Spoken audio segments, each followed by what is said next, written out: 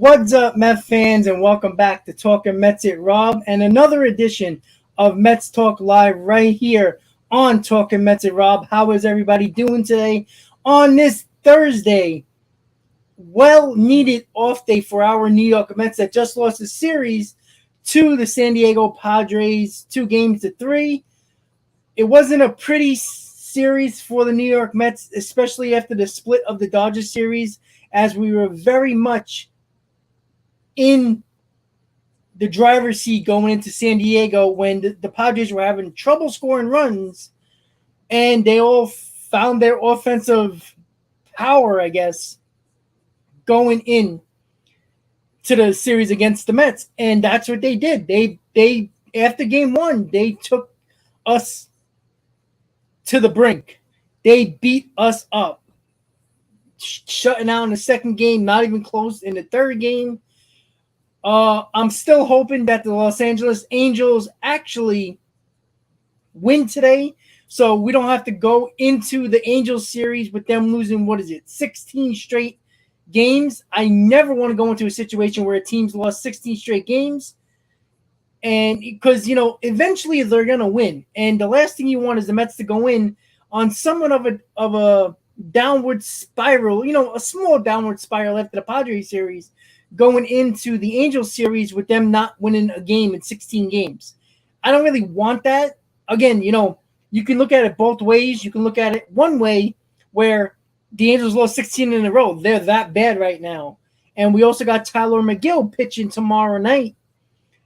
Finally, we're starting to get somewhat of our rotation back, and that's a big start in the right step in the right direction for our New York Mets, getting McGill back tomorrow. And he'll pitch around between 70 and 75 pitches, as Tyler McGill said in an interview with reporters. So that's good news. We got Carrasco and Walker going in this series. So it's the pitches that you want against any team. And going into the series, our last series of that long West Coast trip into Southern California. But the good news is, guys, is that, yes, the Mets lost a couple of games off the standings since this West Coast trip has started, but just think of it this way, and I want people to really think about it a different way, because there's too many people on social media, there's too many people just in general that are saying, oh, look, the Braves are coming back, the Phillies are hot, the Braves are hot, the Mets are struggling. The Mets technically are not struggling. We're 3-4 in the first 7 games of our road trip. Anybody would have signed up for that going into the last series, where we can end up 6-4, or we can end up 5-4, or 4-6. But that's the worst we can do, is going in. We can be 3-7.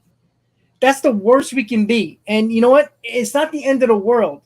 But if the Mets take 2 out of 3, even if the Mets win 1 game, you're still coming back. Even if the Braves win and the Phillies win, you're still coming back home with a 5-game lead. And nobody should expected that the New York Mets were going to go through the whole season winning, leading the division by 10-plus games. It's almost nearly impossible. I mean, look how good, if you want to look at the crosstown team in the Bronx, in the Yankees, they've been the best team in baseball record-wise, and they only got a 6-game lead with the Rays and the Blue Jays. So as good as they have been, they never even got to 10-game lead. The Mets have. And yes, you can say that the Rays and the Blue Jays are better than the Phillies and the Braves, but at the end of the day, there is no team in baseball that had a larger lead than the New York Mets.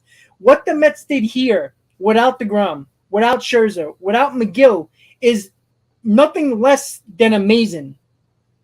Being all these games over 500, going on to the West Coast trip, had an 11.5-game lead in first place over the Braves. And at the end of the day, guys, the Mets are still in the driver's seat. And I don't think the Mets are going to have a prolonged losing streak.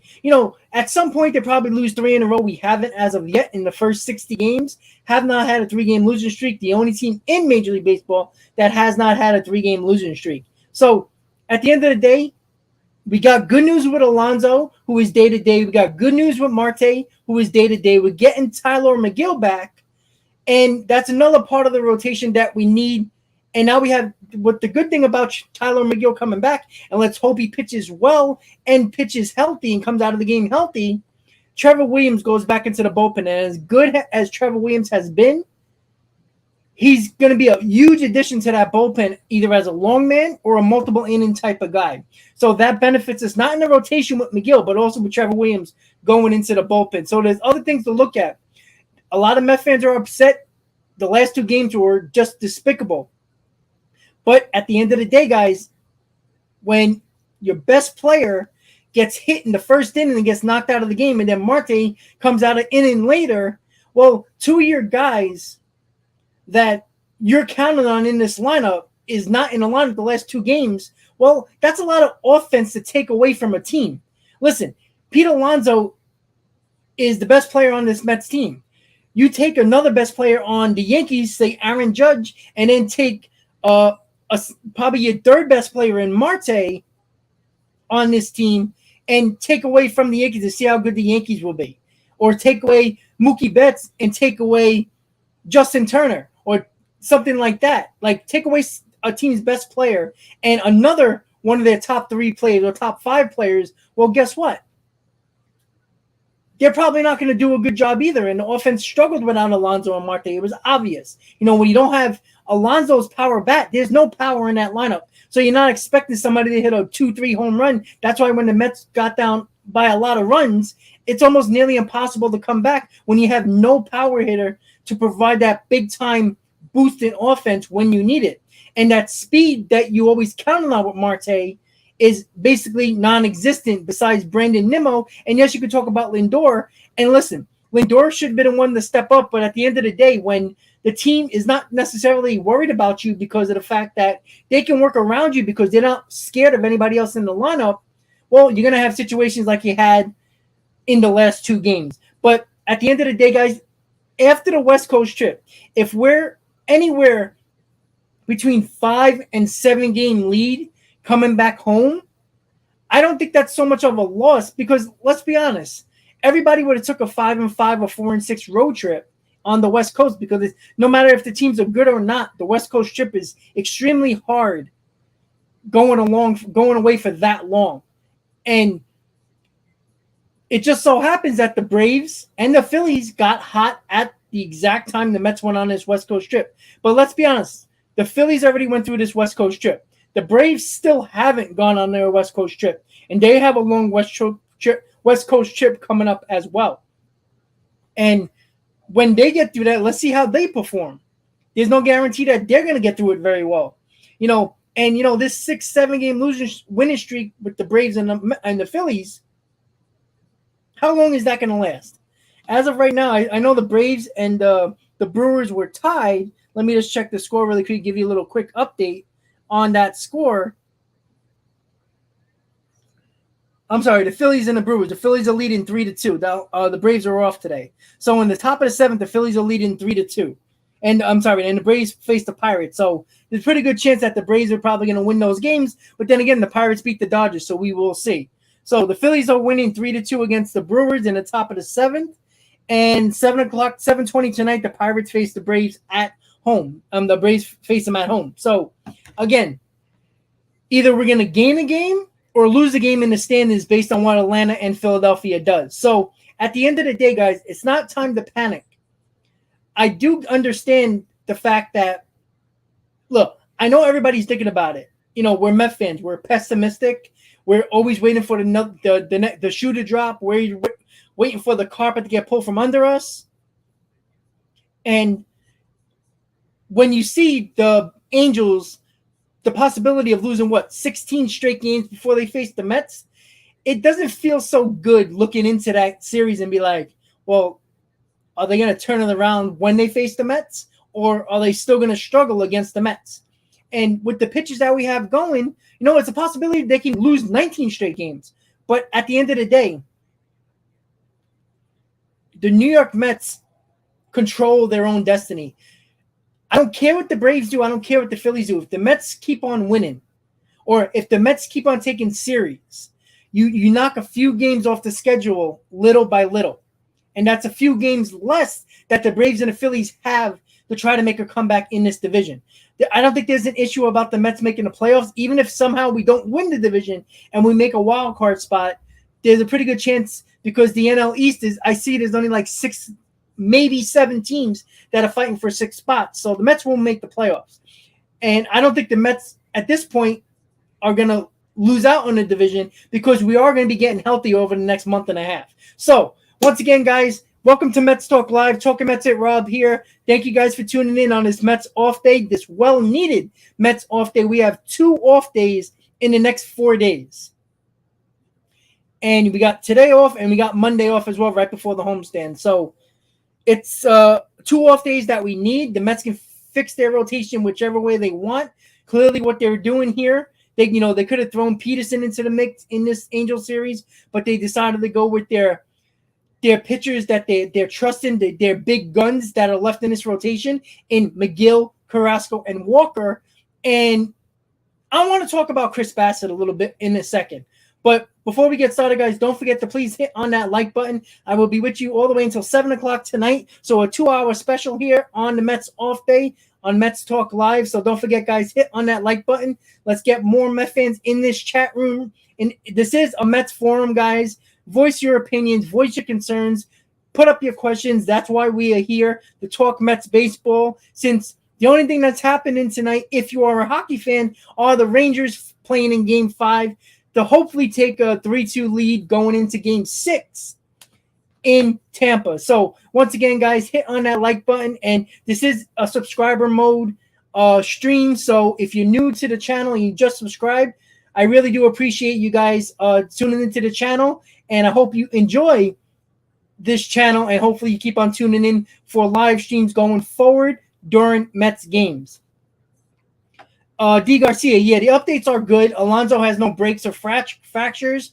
He is day-to-day. They're going to take it day by day. I doubt either Marte or Alonso both don't start tomorrow. I wouldn't be surprised if one of them do. Again, I want to be careful with Starlin Marte. I don't want to rush it because that sore quad, that tight quad, he makes one more move in the outfield or trying to steal a base.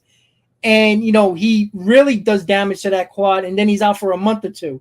We don't want that. So I think Marte more likely probably won't be in the lineup tomorrow. I think Alonso, as long as he can grip the bat and catch the ball and throw the ball, I think he should be fine. So at the end of the day, I think Alonso will probably be starting tomorrow. I doubt Marte, maybe Saturday, maybe on Sunday. But the good news is we got McGill going tomorrow, and that's one part of the rotation that we're getting back healthy. So that's a start. So before we get started into everything else, we're going to go into say what up to everybody in the chat. Moose, the first one here today. How you doing? Robert says, what's up? Grant, member of Talking Mets Rob says, what's up, Rob? Grant says, just in time for my drive home from work. I love it. Yeah, Moose, we did get smoked yesterday, but at the end of the day, you know what? Even good teams get plastered every now and then. And look at the Yankees, too. They got beat up by the Twins yesterday as well, and they, record-wise, have the best record in baseball. Moose, I'm good. How are you? I'm doing all right. It could be better if the Mets would have took 2 out of 3, but we can't get everything as a Met fan. Danny, you know what? I honestly do not care. Look, if the Mets take the first 2 games and lose the last game of the series and it's against Noah Syndergaard, I don't really care. Because at the end of the day, we took 2 out of 3, and that's all I care about. Would it be nice to beat up on Noah Syndergaard? Of course it would.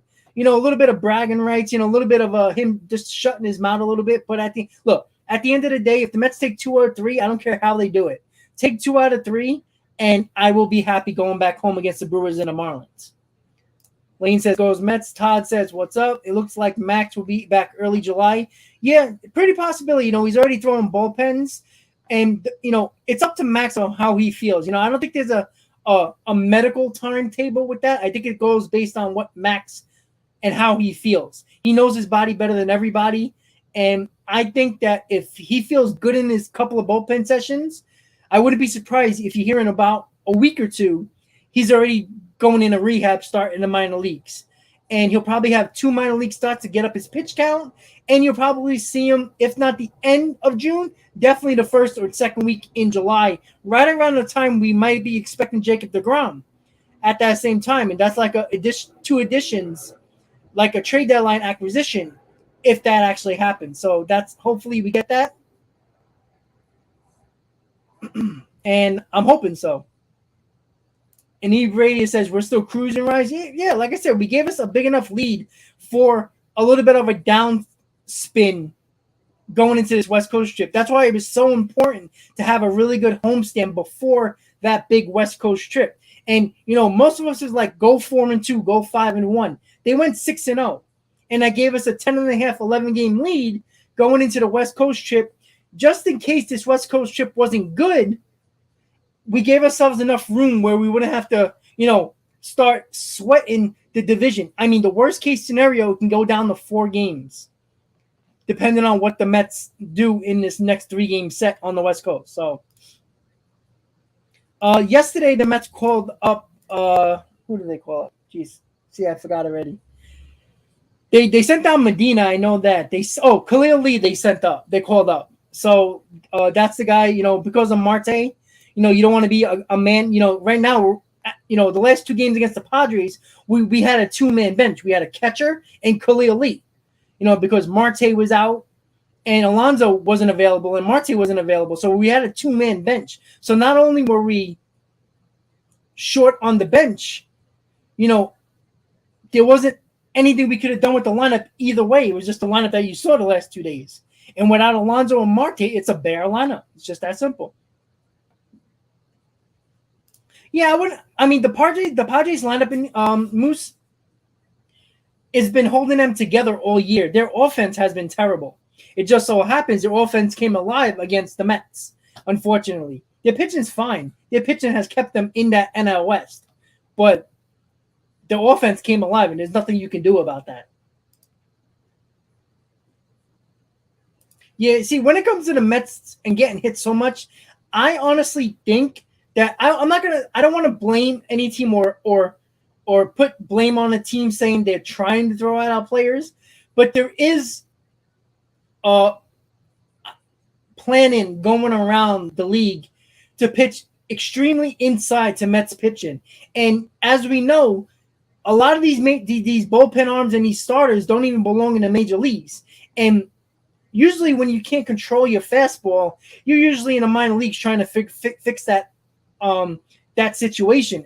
The problem is they have so many pitchers on teams now that these guys who should be in the minors don't have no control over their pitches. And the one thing I got to say about Yu Darvish and what everybody is saying, Yu Darvish, hit Nimmo with the curveball, hit McNeil with the slider. All right, the Alonso was a fastball. Listen, breaking balls, fastballs, fine. You lose control over a curveball, a slider here and there. It slips out of your hand. Fine. But if you look at the strikes, and Yu Darvish is known for his control.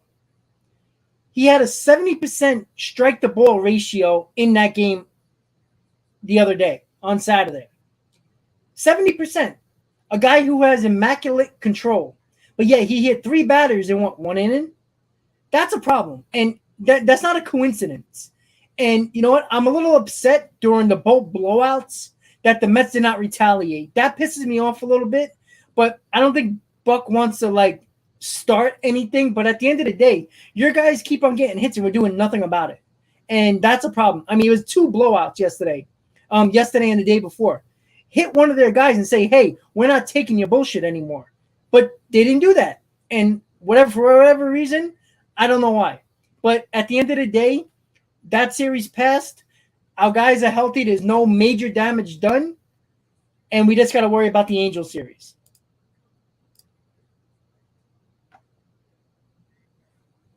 Yeah, I mean, I haven't been happy with the West Coast trip either, Swishy. But at the end of the day,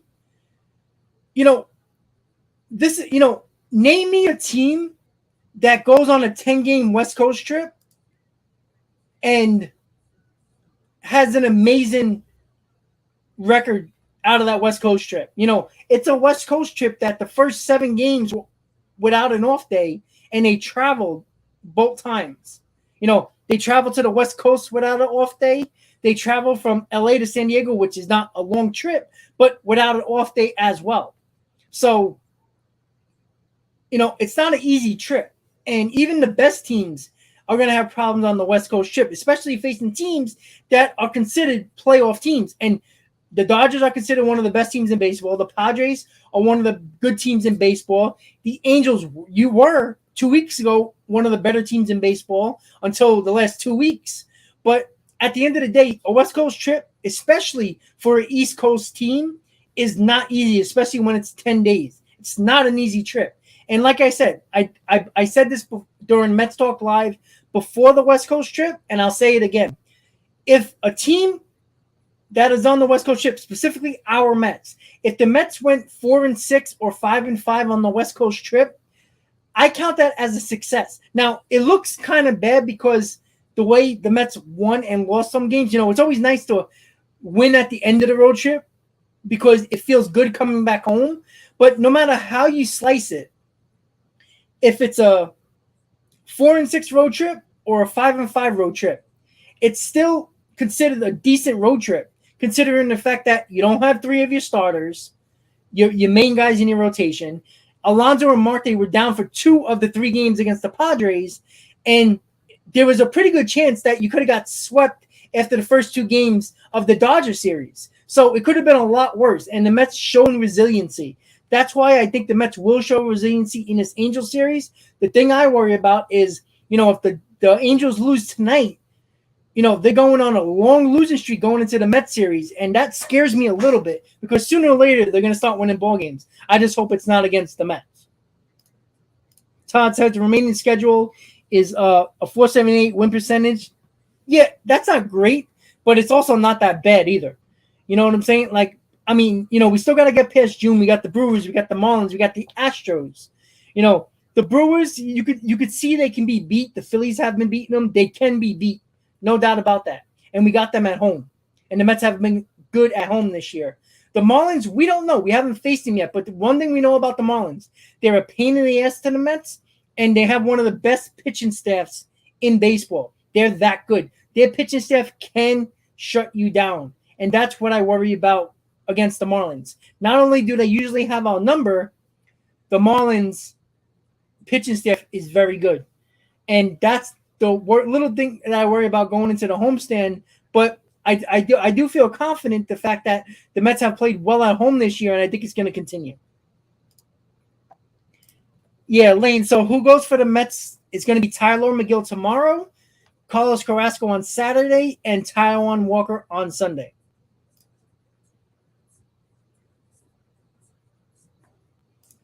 And hopefully they go all the way. We will see. Let's see. What else we got here? I see Christian, a member of Talking Mets and Rob. What's up, guys? I see Timothy, D. Garcia. We got Ruben, a member of Talking Mets and Rob. Steven, JD, Rocky, Matt, Lane. We got New York Committee. We got Sam and John. How you doing, guys? I'm still getting to everybody's questions, so be patient. I will get to you guys.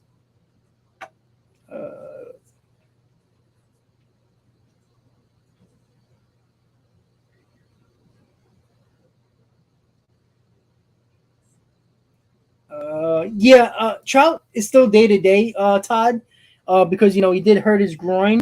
So, listen, if Trout doesn't play, that's a win for the Mets.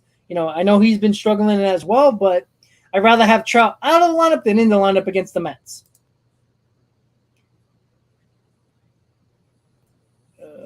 D. Garcia, no problem, buddy. Yeah, Todd, you know what's funny? I've been saying about that about Mark Melancon, and, I checked his ERA last night because, I made an opinion about what the Mets can do in the bullpen, and I brought up Mark Melancon earlier in the season, and I brought him up in the live stream yesterday. I looked at his ERA last night just to see if, what he was doing, and he hasn't been good. But then again, I never always like to look at ERAs on bad teams because, there's not pressure situations, they're not going anywhere. So how much motivation does Melancon have? He's probably going to get traded no matter what his ERA is. It's just a matter of the Diamondbacks are not going to get a lot for him if he has an ERA like that. But if you remember when the Mets got Addison Reed in 2015, he didn't really have a really good ERA either. He was in the mid to the mid to late fours when Addison Reed was traded from the Mets. So was traded to the Mets. So and he was really good for us down the stretch into the playoffs as well. So and the same thing with what's his name? The guy with the glasses. I'm trying to remember his name there. I looked at it last night as well. God damn it, I remember his name. But you guys know what I'm talking about. The righty that was on Washington. Jesus, how can I not remember his name? But whatever, you guys know what I mean. The point is, don't always look at the ERA for guys who are probably going to get traded no matter what. It's just a matter of what you're going to have to give up because these guys are going to get traded. Melancon in his career has been a very good late inning guy and a decent closer for teams in the past. So I look at that more than the fact that he's not pitching well in Arizona. So I wouldn't worry too much about that. Christian says, Brewers are struggling. They are lucky the Cards are struggling now too. Yeah, again, I never like to look at a series that the Mets are getting into, like specifically the Angel series. I don't like to look at what they have been doing because we've seen what the Padres done to the Mets, and they were struggling offensively and they were struggling to score runs. Yet in the last 2 games, they scored 20 runs. So, I never like to look at what do they do to last series? I don't care what the Angels have done. I don't care about their losing streak, even though it always concerns you when you're going into a series where they have an extended losing streak because they're going to win eventually. You just hope it's not against your team. I go into the series looking at the pitching matchup, who has the advantage, and who is healthy in those lineups. Like I said, if Mike Trout's out, it's only benefiting the Mets. Again, I never want to see a player injured, but if it benefits the Mets, please, by all means, keep him out of the lineup. So, listen, I think this series is going to come down to if Marte and Alonso are going to be in this lineup for the majority of this series. If it's 2 games or all 3, I think both of them will be in at least 2. But, for what I'm thinking, I wouldn't even be surprised if Alonso can swing the bat. I would just leave him as the DH for like 2 games and not put him at first base. JD Davis has been serviceable. Leave him there. Marte, again, it depends on how he feels running with his quad. You don't want him to injure and now he's out a month and a half. We don't want that. So it all depends on if Marte and Alonso are going to be in this lineup 2 out of the 3 games. I think the Mets have a very good chance to score a lot of runs against this team because their pitching is not that good.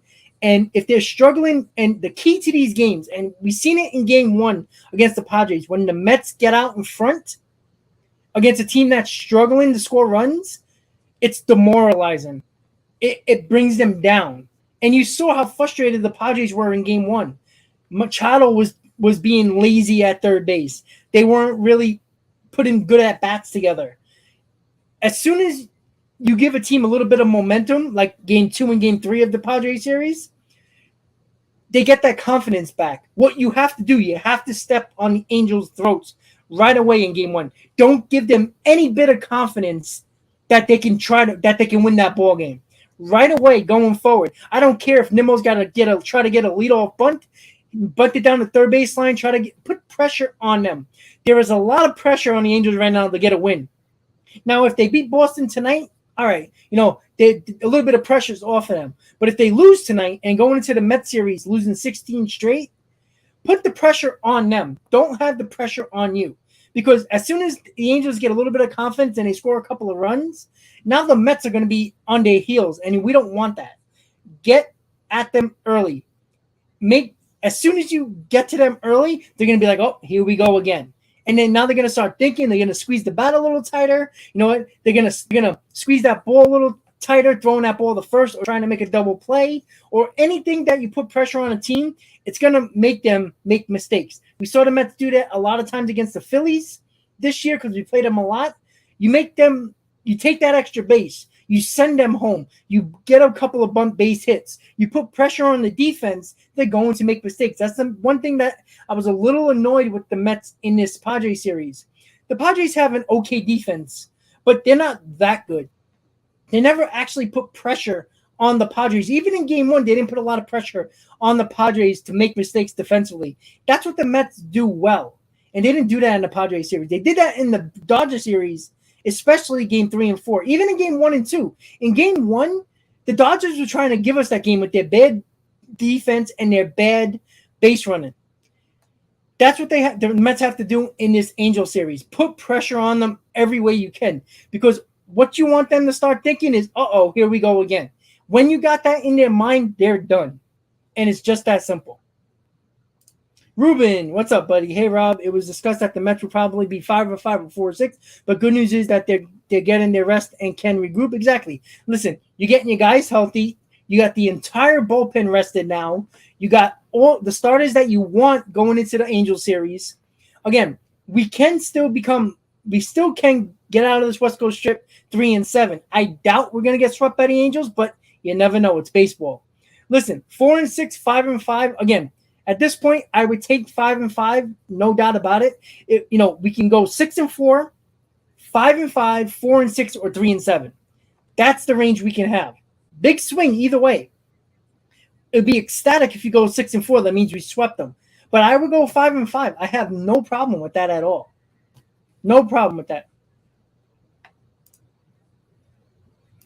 Yeah, I don't want to rush Max back, but there's no doubt about it. Max is determining when he feels 100%, or at least because I think Max Scherzer, when he feels 90%, he's going to be back in his rotation, no doubt about it.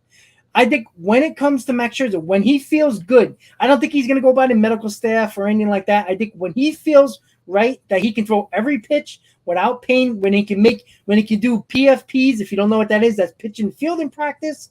If he feels good with no pain, doing all that stuff, Max Scherzer will be back. That's why when there's a timetable of late June, early July, I think it could be any time between that.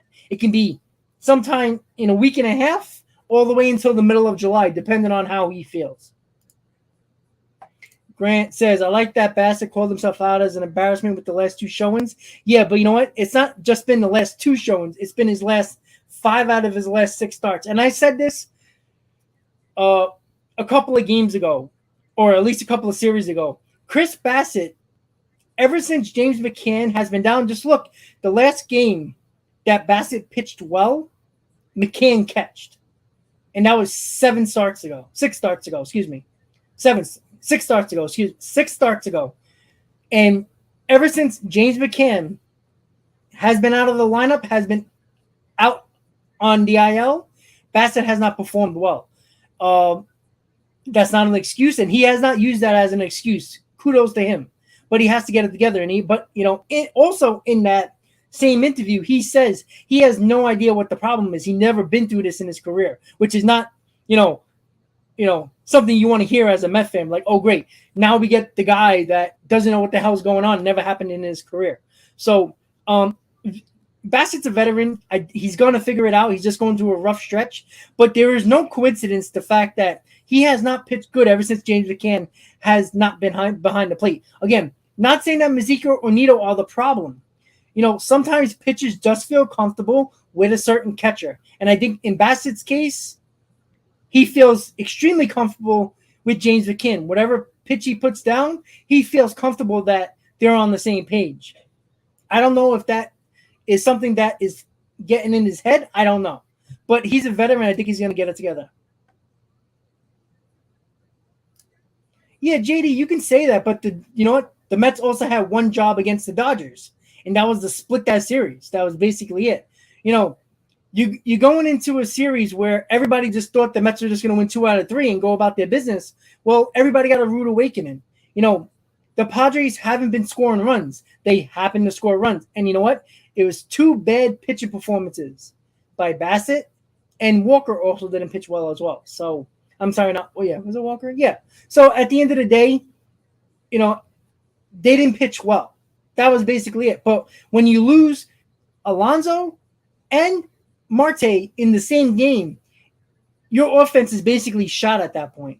This is the first time this year Alonso and Marte has been out of the lineup at the same time in that series, throughout the entire year. And it just so happens it was when the Padres scored all their runs. That's kind of demoralizing to the team when you lose the best player on your team, along with one of your better players, probably your top 3 or 4 player in your lineup as well. So you lost your number 1 and your top 4 player as well, that you count on every single day to play. That's a problem. You can go throughout the entire league, take Mookie Betts and Trey Turner off the team, and how are the Dodgers going to do? Yeah, they probably be okay, but they'll probably lose a couple of games they shouldn't have. Like, they shouldn't have lost to the Pirates, but they did. Everybody can lose at any moment.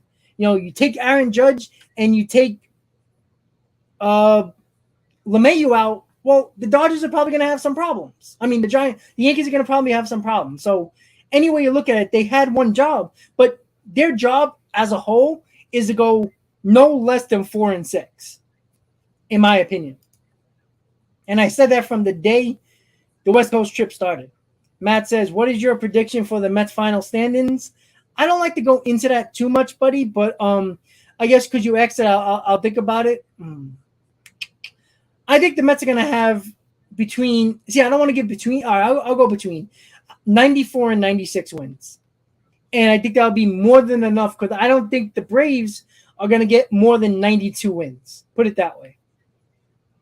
So I would say anywhere between 94 and 96, which should be more than enough to win the division. I agree, Rocky. I think it was set up perfectly on game 2 and game 3 of the Padres series for them to hit somebody, in my opinion. They didn't do that for whatever reason. I don't know. But I would have. But Buck Showalter do it against it. Well, Joey Lucchesi is still coming back from Tommy John.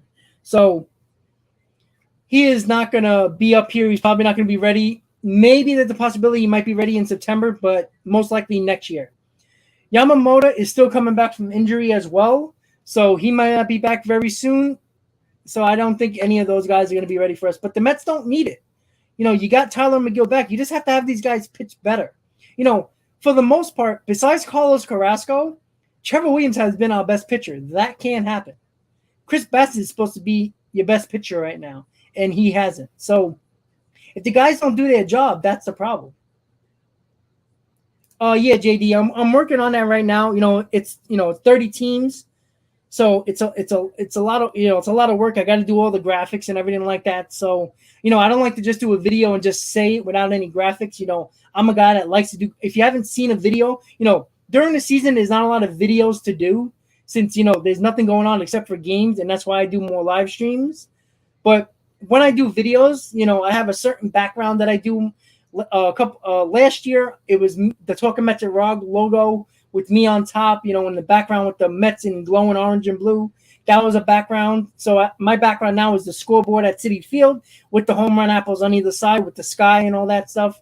That's a background that I made for 2022. So I like to do a lot of graphics while I'm doing it when I do a video. So it's a lot of editing, a lot of artwork and stuff like that I'm trying to do, because not only do I want you to watch the video, I want you to be entertained by the video as well. Not just, Mets are number 2 in the power rankings, Yankees number 1. It's boring. I don't want you to stand there because that power rankings can be a 10 to 15 minute video easily, and that video I have to cut from 30 minutes because I don't think anybody's going to sit there and watch a 30-minute video unless, some might, but not a lot of people. So, and, to get a lot of views and to get a lot of people to stick around during a video, you want to keep it around 10 to 15 minutes, especially a power ranking. So that's what I'm going to do. And, it's a lot of teams.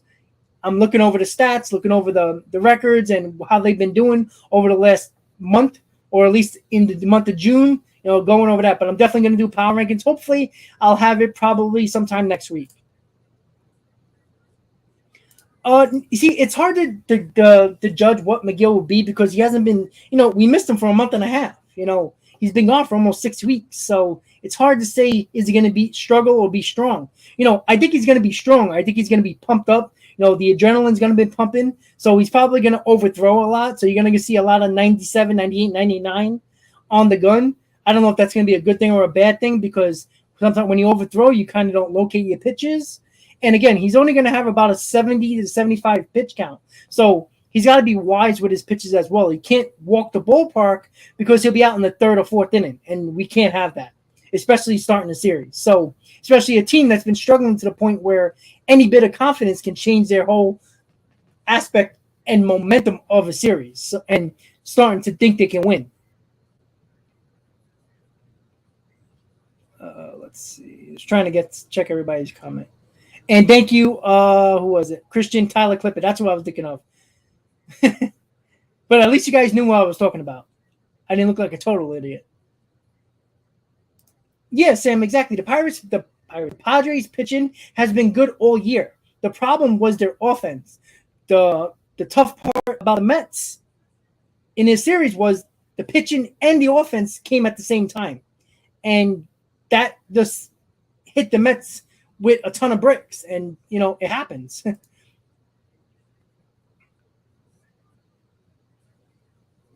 No, it was just bad pitching all around. Like, when you pitchers give up 3, 4, 5 runs in the first couple of innings, and you don't have Alonso and Marte, well, it's kind of hard to come back in a ball game like that. And that's just what happened. It wasn't anything. It was just pitching for the most part. Grant, I always feel like West Coast chips takes away from the energy of a team.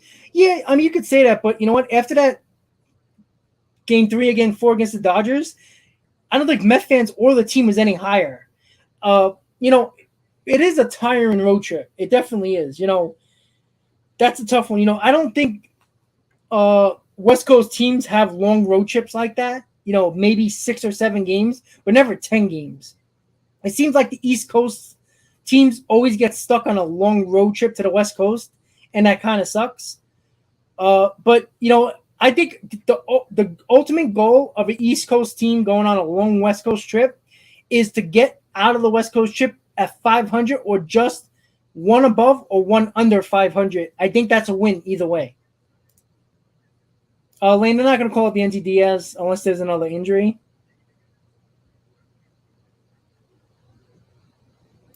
Yeah, I know he's not the same pitcher, Sam, but at the end of the day, when you're pitching for a team that is not going anywhere, where's the motivation? You know what I'm saying? He's going to get traded. The Diamondbacks signed him knowing that if he pitches well, they're going to get something decent back in a package.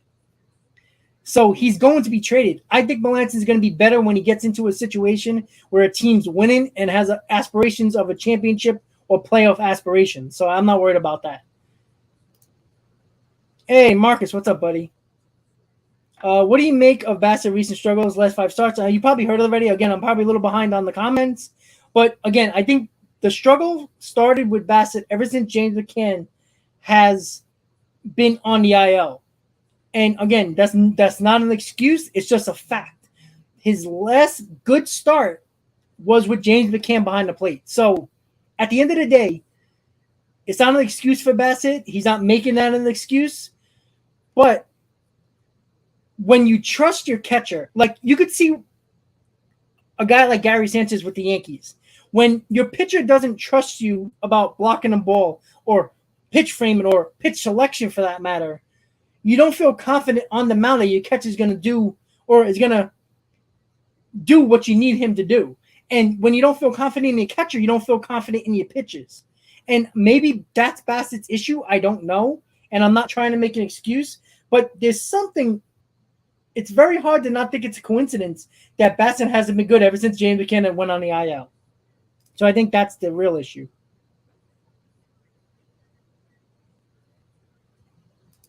Let's see. Do you think the Mets are making a mistake by not putting Alonso and Marte on the 10-day IL? No, because they had MRIs, they had X-rays. It all came back negative. The Marte, if there was a strain in his quad, the MRI would have picked it up. That would have put him on the IL. It wasn't a strain. It was just tightness. So tightness, if anybody had tightness in their quad, hamstring, calf, after you stretch it out and you rest it a few days, you're back to normal. So when it's only a tightness, all you got to do is rest it because tightness leads to a strain. And that's if you don't rest it. So, if you're playing through it, like, again, I'm not a professional ball player, but when I had a tightness in my my calf when I played baseball, I played through it because, I was in high school. What am I going to say? Oh, I'm going to be out. You only play like 20 games a year during the season. So I played through it. And what happened was I actually strained it to the point where you actually seen the muscle indent in my calf, and I couldn't even freaking move it. I had to go to the hospital for them to give me anti-inflammatories and get I had to get a massage, and it was just crazy to me. Physical therapy for a little bit because it was so tight that I couldn't even walk on it. So the point of the quad is similar because it's a big muscle, and if you rest that muscle while it's tight, eventually you drink a lot of water, because that's one of the reasons too, to stay hydrated, so your muscles can be a little bit more relaxed, and keep it hydrated, keep it rested. He's out. He has 3 days of rest if he does play tomorrow. I don't think he's going to play tomorrow. Give him 4 days. I'm fine with that. When it's tightness, it's not a concern. Hydrate, rest, you should be fine. Alonso, if you don't have no broken bones and it's just a bad bruise, a couple of days, get through the pain, and he'll be fine. So I don't think he should be on the IL. Sam, thank you, buddy. I appreciate the kind words. Yeah, listen, Sam. I mean, if you're a Padres fan, you see it. Their pitching has held them up all year. Besides Machado, there hasn't been anybody in that lineup that has been picking up the slack besides Machado. In this series, everybody performed well. I mean, freaking Luke Voigt hit a home run. But, I mean, Jurickson Profar, I mean, this guy was an absolute beast in this series. Everybody, the offense finally came alive. And maybe that gets you going forward. And you're welcome, by the way, that the Mets helped you out in that situation. But so I think what the Padres were lacking were a pretty good offense. They were struggling besides Machado. Hopefully they figured it out.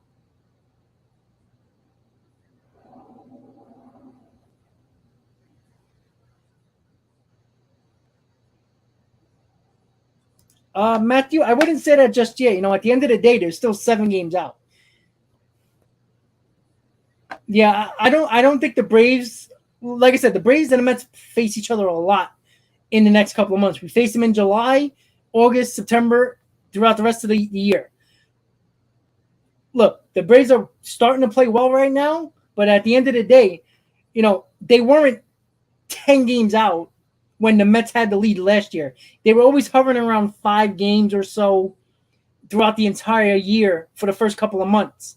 So, a 5-game lead, a 7-game lead, a 10-game lead is a lot to come back from, because you need the Mets to go through a long losing streak.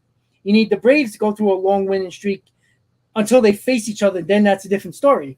I still think the Braves and that leadership role with Freeman is going to cost you down the road. But look, you have to give instant respect to the Braves. They're champions from last year.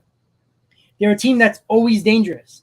But at the end of the day, as good as the Braves have been, the Mets have been just as good, if not better, without their main pieces in their rotation. Take your 3 best starters off the Braves rotation and let me know how you guys are doing.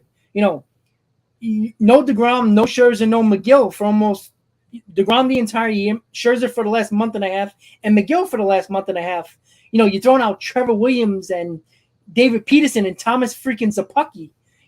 And the Mets still find a way to get on that West Coast trip, up 10.5 games. At the end of the day, over the first 7 games of the trip, they only gained 3 games, 3.5. So, am I worried about the Braves? Not yet.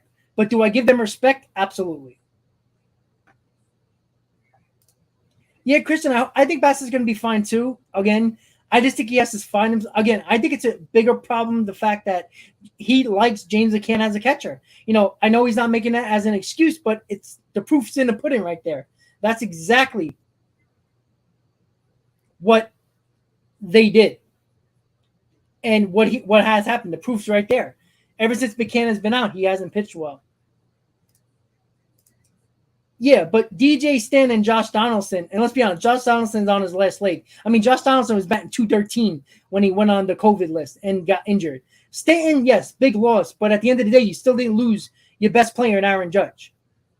I'm sorry. It's hard to give the Yankees any sympathy when the fact that they still had their best player going forward. DJ was on the COVID list, but DJ hasn't been the same player as well. Stanton was a loss for sure. But their pitching for the Yankees kept that team alive. And their pitching has been somewhat healthy throughout the extremely healthy the entire year. So, Severino's been healthy, Cole's been healthy, Montgomery's been healthy. They've been healthy. When your pitcher rotation is healthy, they can carry a team no matter the injuries for the most part. I mean, let's be honest. That's why the Yankees, they've been bashing teams. But you know what? Let's see if Cortez comes back to earth. He came back to earth last night. He's allowed to have a bad game. He's been outstanding. Best pitcher in baseball. No doubt about that. Absolutely. I love Nestor Cortez because he looks like the average guy that's pitching his ass off. I love that guy.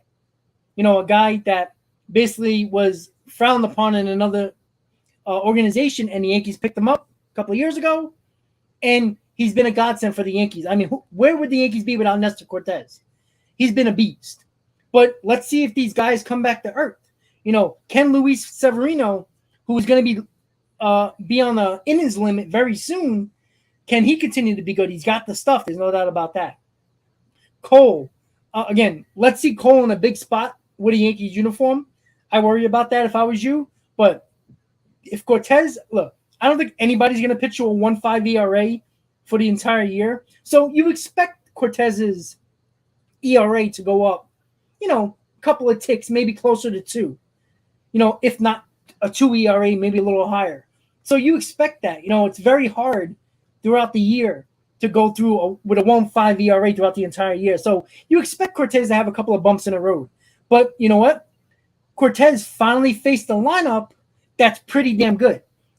Let's be honest, the Rays, I don't like the Rays lineup. I don't like, the Blue Jays lineup is a beast, and Cortez took advantage of them. But this is the first time there was a balanced lineup against the Twins that the Yankees have faced. The Blue Jays lineup is not balanced. They're a home run hitting team. You stop them from hitting home runs, they're not winning ball games. The Twins, on the other hand, they're a team that can hit home runs, but also can, they have a lot of doubles hitters and, guys that put the ball on the bat. So, again, the Yankees are always going to beat the Twins in the playoffs, so I'm not even worried about them. Look, I think the Yankees have a straight path to the World Series because the American League is not that good. The only team that's probably going to be in your way is the Astros, and I think the Yankees are better than the Astros. So that's enough Yankee talk for now. But at the end of the day, when your pitching staff is healthy, you can get away with a lot of injuries in your lineup.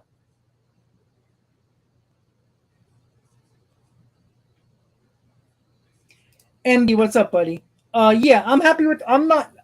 It's hard to say I'm happy with the West Coast trip, but I'm not overly disappointed because the Mets shown that they can play with the big boys, right? They showed that they can come back after 2 bad losses against the Dodgers and split the series, and they did beat up the Padres in Game 1.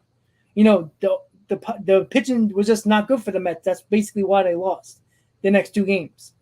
And with 3 and 4 right now, going into the last 3 games of the West Coast trip, where we can end up 6 and 4, 5 and 5, 4 and 6, 3 and 7. Again, I wouldn't want to go 3 and 7. That means we got swept by the Angels. But even if it's 4 and 6 and 5 and 5, I think it's a decent trip considering the fact that West Coast trips are probably the most difficult on any team.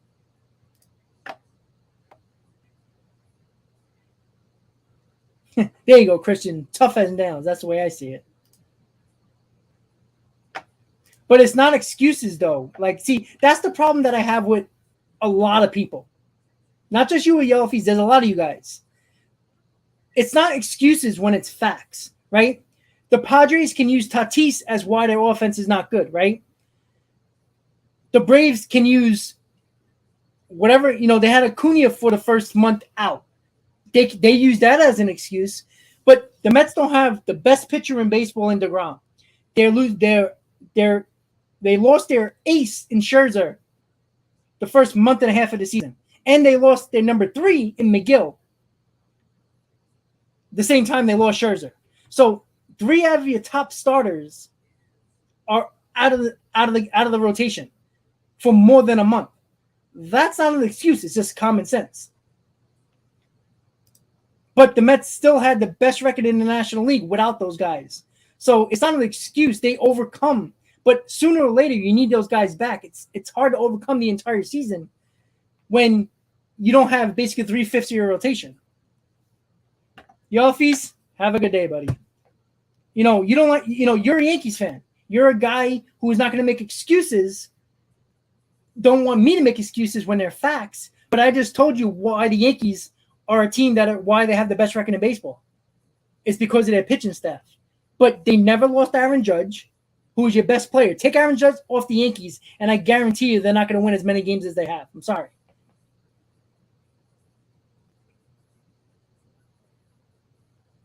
The Mets have depth. I mean, see, Severino is an ace. Okay, sure. Put him in a big game, see what he does. He's choked every time he was in a big game for the Yankees. Sorry. Yeah, they were a top 5 pitching staff last year, and where did they go? They lost in a wild card game because their offense didn't come around.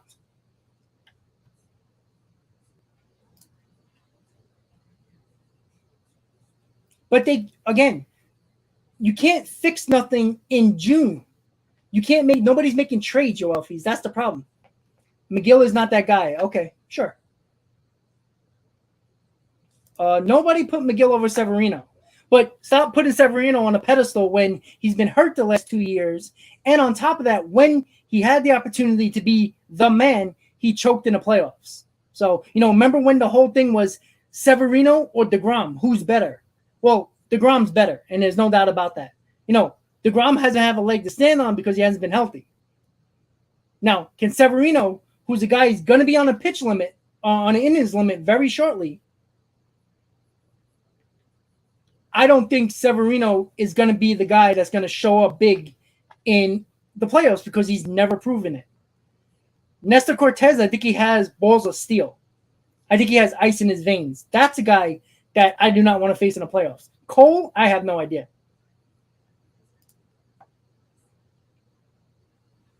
Josh Donaldson is garbage. I'm sorry. He is. He's over the hill. Stanton's a beast. There's no doubt about that.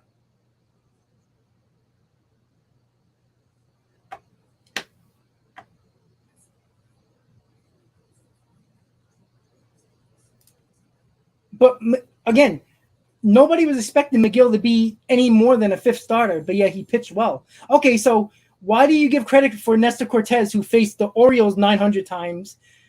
Let's see, who else you want to go with? The Red Sox, who were terrible in the beginning of the year. You faced the Royals, you faced the Guardians. You want to go on? The White Sox, who were bad. Who else you want to go on to face?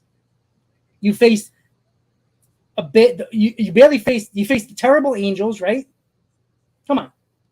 It's the point, the fact that you're a Yankees fan who, here comes the excuses. Go fuck yourself, yo, Alfie. You can go, bye-bye. Because you're talking out of your ass, and you don't like the fact that the Mets, who haven't had their rotation intact nearly the entire year, and it's not excuses when they're facts. When you bullshit your way with facts and excuses that you say they are, which they're not, has the Mets had DeGrom all year? No. You know who's replacing DeGrom? McGill. I mean, clearly DeGrom's better than McGill. So, you picked up in Scherzer's spot? David Peterson. You know who picked up for McGill's spot? Trevor Williams. I mean, come on. I mean, you don't have your first 3 guys in your rotation that are gone for 2 of them month and a half. But yet the Mets still had the best record in the National League during that time. I mean, come on. You're a cocky Yankees fan who can't take any slack for anything. I'm sorry. Sean, what's up, buddy? And I'm not killing the Yankees. I haven't killed the Yankees. The Yankees have the best record in baseball. The Yankees are a really good team. But don't say the Mets haven't faced anybody when the Yankees have not faced anybody at all. Like, name a team that's actually good in the American League that the Yankees have faced. Yeah, I don't care about Trout. They're not going. The Angels are not going after Trout, and if the Angels are not trading Trout, they're idiots if they do.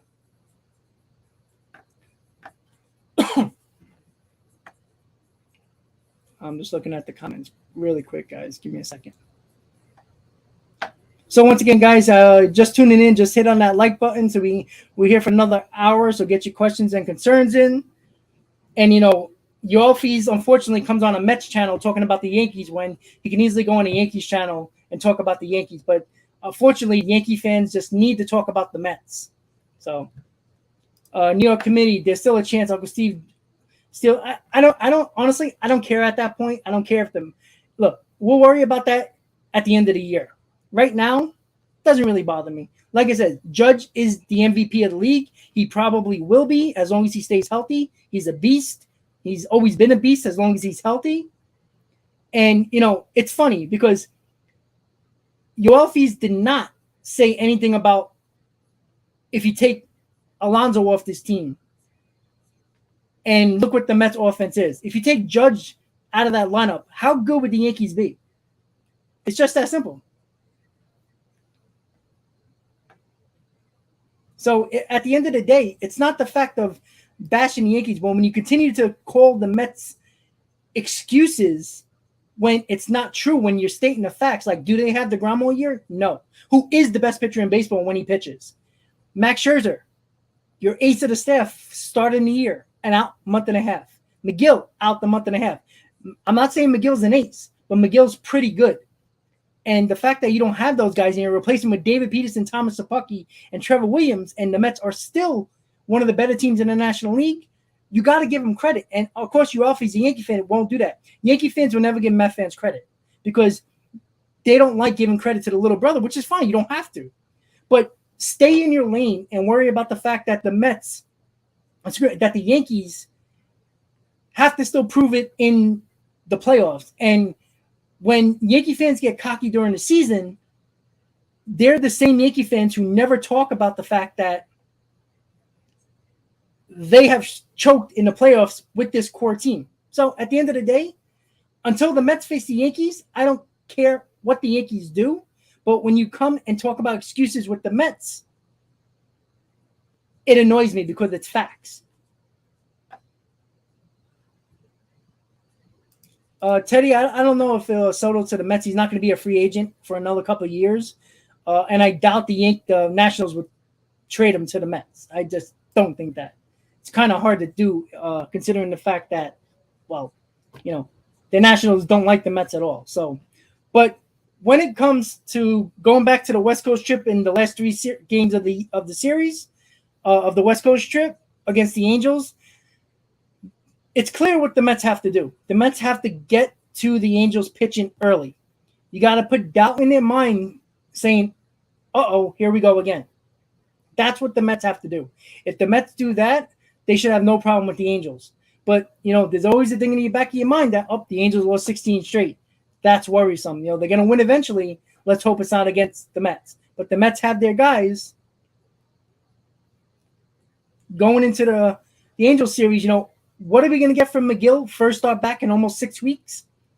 I can't tell you. I do know he's going to pitch between 70 and 75 pitches because that's what was said from McGill. And I believe Buck Showalter said that's around the limit that he's going to go. Again, 70, 75 pitches can mean anything. If he throws 15 pitches an inning, he can get to the fifth, possibly sixth inning. But if he gets, stuck in a long inning where he throws 30, 35 pitches, he might pitch 3 innings. So, pitch count don't really mean nothing to me because it's just a matter of how sufficient you are with each of the pitches that you throw. You have quick innings, you can go 6 innings. But I don't expect McGill to come out with stuff where he's going to completely shut down the Angels lineup. I don't know. He's kind of a hit or miss at this point because we don't know. He's going to be throwing hard because the adrenaline is going to be pumping. And we also got Carrasco and Walker, which I like Carrasco in this spot. Walker, I trust. So at the end of the day, I think the Mets are in a position where they can win the series. You win the series, you go 5-5. You sweep, you go 6-4. So I think the Mets should be okay. But again, I thought the Mets were going to take care of business against the Padres, and the Padres came alive during that series.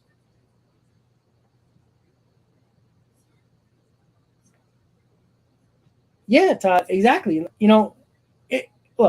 It's kind of crazy that the Mets never scored runs for DeGrom, and that was their big flaw. But again, during the DeGrom dominance, the Mets never had nobody else in their rotation that you can count on after DeGrom. That's why DeGrom's starts was so freaking important. And you could see that when Scherzer and McGill are healthy and the Mets have Carrasco and Walker and Bassitt, there's so much depth in that rotation, and it's not a great rotation, but it's a pretty good rotation that they didn't need DeGrom for the first 60 games of the season. They didn't. But, losing Scherzer and McGill, well, you're not going to win for very long with Peterson and Williams as your other starters in that rotation. It's just nearly impossible. Victor Pete's a day-to-day, so you'll probably see him tomorrow or Saturday for sure, along with Marte. Yeah, Christian, I don't look. There's no doubt about it that Yankee fans realize, or at least see, that the Yankees the one guy they should have went all in on is Aaron Judge. Like, there's no reason why you lowball. Like I said, it was a reasonable offer by the Yankees to Judge, but I mean, come on. Like, you lowballed him. Even if he was a free agent this year, he was easily getting between $270 and $300 million. You go 230 something, that's kind of a lowball situation, unfortunately. And you know what? Can it backfire on the Yankees? Yeah, because there will be a team, and I'm not even talking about the Mets. There will be a team like the Angels. There will be a team like the Dodgers. Who knows if the White Sox, the Cubs, a team who spent money in different areas of the offseason, where the White Sox put together a crazy bullpen, but a couple of guys got hurt, so they kind of messed with them. It's kind of the situation where it's like, why would you lowball the face of your franchise? Where Aaron Judge makes so much money for that franchise. It's insane. You made a Judge's chamber in right field, which the Yankees never do. They didn't do nothing for Jeter. They didn't do nothing like that for any other player, but they did it for Aaron Judge. And it was a perfect marketing ploy.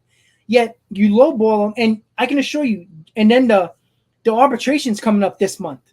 That's going to piss off Judge as well, because, I don't know how the Yankees are going to go in there and say, well, Judge, you're hurt, you suck. You can't say that. Like, so it's kind of the fact that they didn't get it done. It's weird. Like, I just don't understand it. Yo, Fees, I appreciate the super chat, buddy.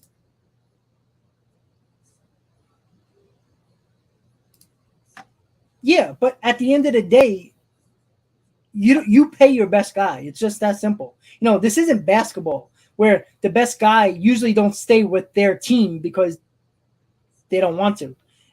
This is a different story. This is the face of your franchise. I'm sorry.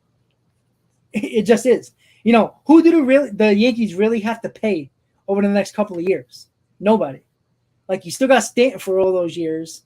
Do you want Stanton the face of your franchise? Because if Judge leaves, Stanton's the face of your franchise. Is that what you want? Or Volpe, the guy that everybody says that, or at least Yankees say that is supposed to be one of the best players in the minor leagues, which I always can't stand teams waiting for their prospects, because that's exactly what they are, prospects. If the prospects were called the real deal and that was facts, well, then you can wait for your prospects. But at the end of the day, okay, so Yoffie's, when he leaves the Yankees and the Yankees fall apart and the Yankees don't spend money, then guess what? They're going to be in trouble, because I can assure you, Cole is not going to carry this team to a championship without Aaron Judge. Stanton is not going to carry the Yankees to a championship without Aaron Judge. You're just not. You were playing games on him. I think if you would have offered him 260, 270, I think he would have took it. But 250 to 230 to 250 is kind of low. And then you lowball him in arbitration and want to pay him $17 million when he's extras for 21. Yeah, well, you're damn right, Volpe better be good, because that's Cashman's job right there. And if this all happens where Judge doesn't come back to the Yankees and Volpe is now, remember, the Yankees are making Volpe out to be the next Derek Jeter. That's what they're saying, right? They didn't say he's going to be the next Derek Jeter, but they're counting on him. That's why they didn't make this move. That's why they didn't sign Carrera or Trevor Story or whatever. Why didn't they make any really big moves in the offseason? Because of the fact Volpe. That's what Cashman threw down your throat. And if he doesn't become a star, the Yankees are in trouble if they don't sign Aaron Judge. And I agree, you all fees. 280 to 300 is the key. But honestly, if Judge has an MVP season, somebody's going to give him more than that. Again, if that's right or wrong, you can make your own opinion on it. I wouldn't do that. But the fact of the matter is, if he becomes the MVP of this season, he's going to get over $300 million. Somebody's going to give it to him. Who? I don't know. Again, would I want the Mets to do that? No. It would be hilarious just to laugh in the Yankees' faces for a little while, but I wouldn't like that contract because it's going to end in a disaster. He might have the first 2 or 3 really, really good seasons, if not great seasons, but the last 6 or 7 years of that contract is going to be a disaster. But at the end of the day, he's your guy. He's the face of your franchise. You got to pay him. It's just that simple. Because you're not winning without him. You're just not. So, people talked about on Twitter about Syndergaard, that everybody can't wait to face Syndergaard. I honestly don't give 2 shits about Syndergaard pitching against the Mets. I don't care. I don't care if the Angels pitch a no-hitter, or Syndergaard pitches a no-hitter on Sunday against the Mets, but the Mets win the first 2 games. I don't care. It doesn't matter to me. Because all that matters is putting W's in a win column. And if you worry about a pitcher you're going to face and you want to beat because he was a former Met and he talks shit about the Mets, I don't care. I don't care. I'm more focused on our division and I'm focused on our win column. That's it. And the fact of the matter is, the Mets have to take care of business, and that's it. Yeah, see, that's the thing that I don't think is going to happen. Look, Steve Cohen is not going to let DeGrom go. He's going to pay him whatever he needs to keep him around. That's the difference now with the Mets. Now, if the Wilpons were still owning this team, I would be like, all right, DeGrom's probably going to go either to the Dodgers, the Angels, the Yankees, or even the Blue Jays and the Red Sox for that matter. So, but I don't think DeGrom's going anywhere. Again, is there a possibility Judge can end up with the Mets? Yeah, because Cohen has money that he don't care how he spends it. Do I think he's going to do that? No. But, we got guys that we have to make sure we sign. Brandon Nimmo, I think the Mets have to sign. DeGrom, we're going to have a couple of pitchers that are free agents that the Mets have to make a decision about. I think the last of their – put it this way. I think if the number for the Judge, no matter if it's the Yankees, the Angels, the Dodgers, whoever is going to offer him a big contract, if it's something that Cohen thinks is reasonable or in the range where they might have gone and they swoop in at the last minute, that's the way the Mets are going to get Aaron Judge. If the Mets swoop in last minute with a bigger offer to everybody, where it's Cohen sees it as a reasonable deal in his mind, and they swoop in at the last minute, that's the only way they'll get Judge. I don't think they're going to be going through a contract battle with other teams. They're not going to do that because they got other fish to fry. Good. Again, Judge probably going to have 3 or 4 really good years, if not great years. After that, I have no idea. But with the DH, it's a whole different ballgame now. That's why the Mets, I think, will probably take a run at Judge, because with the DH, you can have Judge hitting 35 bombs at the age of 36 years old just by being a DH. I mean, you see Nelson Cruz do it. You've seen a lot of guys. You see Stanton do it for how many years now? For a guy that couldn't stay healthy. So,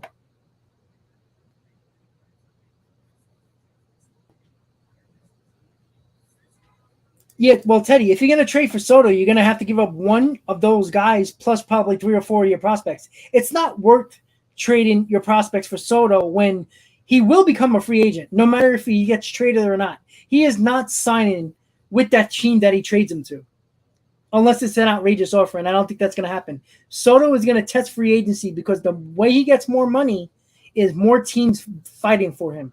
He's going to be a free agent, so why give up your prospects and you have to spend the money? At the end of the day, wait until he becomes a free agent and sign him that way. So we got about 35 minutes left, guys. until the end of the stream. Once again, don't forget to please hit on that like button. And we're going to see, let me just check really quick. Let me see.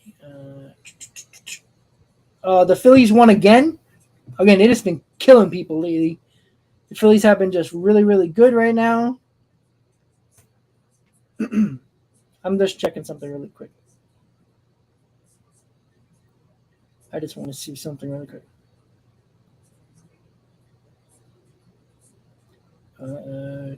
So many people are sending friend requests on Twitter, so I'm just trying to. Sorry about that, guys. So many freaking notifications in like not even an hour of the stream. All right, sorry about that, guy. Yeah, exactly, y'all. If there's no point if a team, the team that will, I don't know if anybody will trade for Soto because the fact of the matter is, are you going to give up? Because you're probably going to have to give up four, possibly five of your top prospects, top 10 prospects, for 2 years of Soto, which is fine. That's a good amount of years. You got control still, but there's no guarantee you're going to sign him. Then if you lose him in free agency, and you already lost all of your prospects, well, that kind of hinders that team for a long time.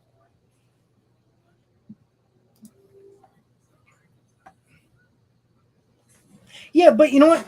You know what it is, Nick? I know they play him 15 more times, but at the end of the day, they just started playing well.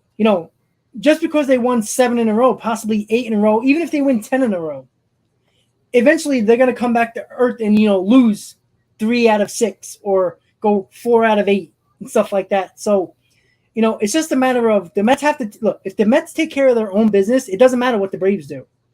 So, people continue to worry about the Braves. The only time I look at the scores of the Braves is after the Mets lose, because that's when they can gain a game on the Mets. Like a day like today when the Mets are off, yeah, I'm going to check the scores of the Phillies and the Braves because the Mets are not playing. They can gain a half a game or lose a half a game. That's when I check. But if the Mets win, I don't care what they do, because at the end of the day, the Mets are going to stay whatever lead they had, no matter what the Phillies or the Braves do. If the Mets win and the Braves and the Phillies lose, well, we gain a game. The Mets take care of business. It doesn't matter what the Braves do. The Braves can win 35 straight games, and the Mets can win 30. They can go in the next 35, go 34-1, and the Braves can win 35 in a row. Guess what? They only gained 1 game. So at the end of the day, no, people are going crazy over the last 7 games. Right? The Braves won 7 in a row. The Mets lost 4 in a row. They only gained 3.5 games. So as much as everybody's going crazy, they had to go on a 7-game winning streak, and the Mets had to lose 4 out of 7 to just gain 3.5 games. So unless that continues, so that means the Braves have to win another 7 in a row, go 14 in a row, and the Mets go 3 out of the next 7, or lose 4 out of the next 7, and they still have a 3-game lead. So, it's just a matter of what the Mets do, not exactly what the Braves do.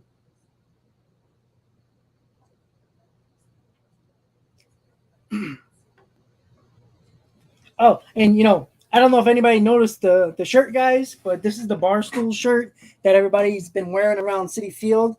If you know this picture and that girl, and it's obviously you got to believe hat. Obviously it's the podcast, and it says, "Oh, Buck, you're gonna make me believe." And obviously, if you know the story behind this shirt, behind that picture and that woman, you know. So I don't have to explain it to you guys. If I have to explain it, well, it's kind of graphic. So, but yeah, I got that from Barstool. I ordered it a couple days ago. It just came in the mail today, so I thought I wear it. Yeah, Travis. It's tough right now, but at the end of the day, if the Mets take care of business, it doesn't matter what these guys do. Y'all fees, I'm not. I'm not going to explain it. But I think you guys know. If you know, you know. Everybody. A lot of people listen to Barstool. You know what it is. Yeah, it's all about Just put it this way. It's about porn and what the girl said in that video. Put it that way. Just they had to switch up the words, obviously. obviously, the only thing that they actually changed was buck and believe. So you can understand exactly what the saying is if you kind of, put it into perspective a little bit. Hey, Tomas, what's up, buddy? It seems we dodged a bullet with Alonso and Marte. Absolutely. Yeah, exactly. You got to be cautious with them. Again, there's no breaks. Again, I'm a little more cautious with Marte because it's a quad. You want to be careful with that. If there's no bones broken or fractured in Alonso's hand, let him play. Even if you have to DH him a game or two. But we need him in the lineup.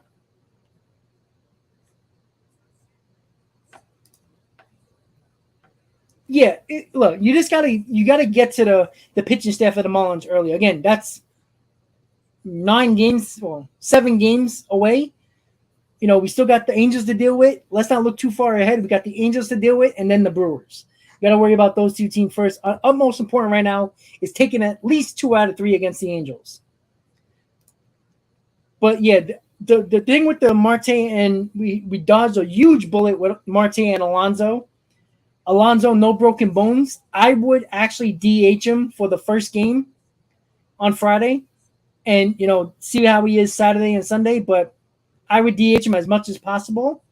Marte, if you have to give him another day off, give him another day off. Do not deal with that because the quad can turn into a strain quad and it could tear it, and you don't want to deal with that.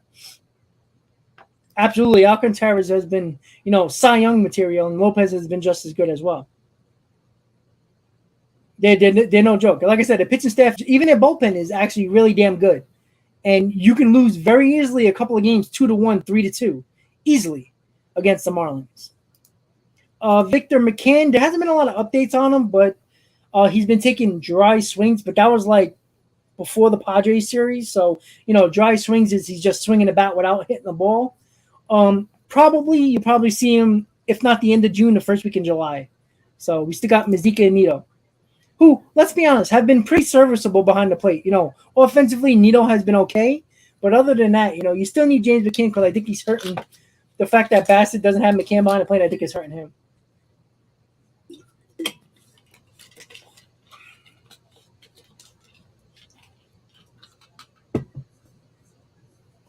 So I'm watching Baseball Night in New York right now, and they're talking potential trade targets for Mets rotation. I don't know if you guys want to listen to it really quick, but I'll put it up. So right now they're showing Montas, Luis Castillo, Merrill Kelly, and Corey Kluber of the Rays. Kluber can stay away. Kelly is interesting, 3.32 ERA, 3.55 for Luis Castillo, and Frankie Montas at a 3 ERA, which is pretty damn good, considering the fact that he's on a terrible A's team. Merrill Kelly's a guy who's more of a number 4 type starter, and Corey Kluber, who we saw with the Yankees. Listen, the Rays don't like to move guys like that, but they did last year, if you remember, with Rich Hill, and it was last year for Rich Hill, and they would, in the right type of situation, if they got a young player like a Mark Vientos, something like that, they might move a Kluber. So you have to try to determine what is. Listening to Baseball Night in New York right now, talking about Mets trade targets for the rotation. It's not a 1, 2, or 3. That's going to cost you those top guys. Really, if it's a 4 or 5, I think Merrill Kelly or possibly Kluber, somebody else might end up being the right guy. Yeah, Kluber and Castillo have those injury concerns, right? Just a little bit coming off there. I mean, Montas would be great if you could get him, but it's going to cost you, I think, a certain amount. I mean, look, they went to Oakland for Bassitt. That's worked out considerably. But, you guys got me thinking still with the Paul Sewald stuff. Like, why don't we bring Jason Vargas back? I mean, if we want to go back in the time machine for starting pitchers, then he get out. If you can get out, the one thing though I would say, you're talking about potentially getting one of these arms that they have to give up a prospect, right? Which I'm not opposed to in isolation, depending on who it is and for what you're getting in return. But they need bullpen help. I would make that a priority. I think they need another bat or 2 potentially. I would also make that a priority. So they're not going to be able to get 3 things for all the prospects, are they? No. That's not going to work. They're going to have to pick 1 and 2.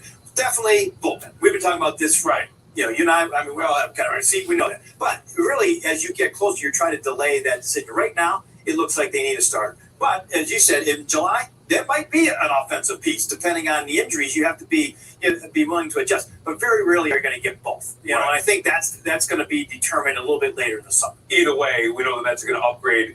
It's just a matter of what they give up and what they bring back. They will get a bunch. All right, guys. So that was a little bit of quick things about the Mets' possible trade targets for the starting rotation.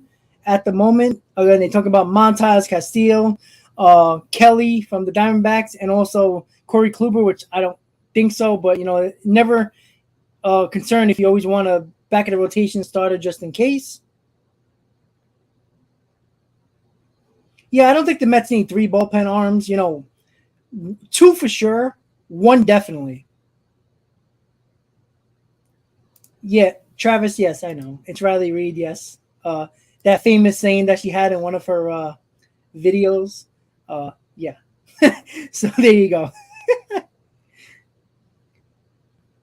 Eddie, DeGrom, don't even think about DeGrom just yet. Again, you probably won't see him until the middle of July at the earliest.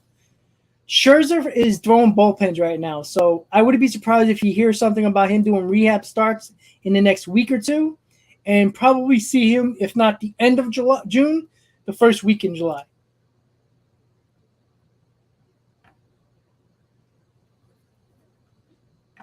Well, especially, I know we don't need starters per se, but you can get a guy like Kluber. You can get a guy like that in a situation where you can put him in the bullpen. Situations like that.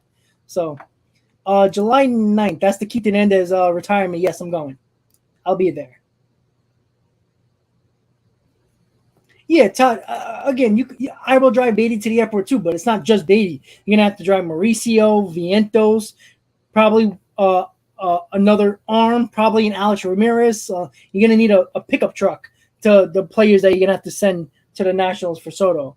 And again, I'm not gonna do that. We have a better chance of signing him in 2.5 years than worry about that.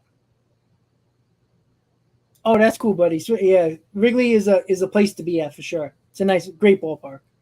So once again, guys, today's the Mets off day. It's a well-needed off day after no off days on the West Coast trip so far. Remember, they traveled from Citi Field in New York to the West Coast without a day off, playing the Dodgers, going right into San Diego, and then finally get an off day before they go back into LA to face the Angels. So at the end of the day, guys, it could have been a lot worse starting off the series against the Dodgers.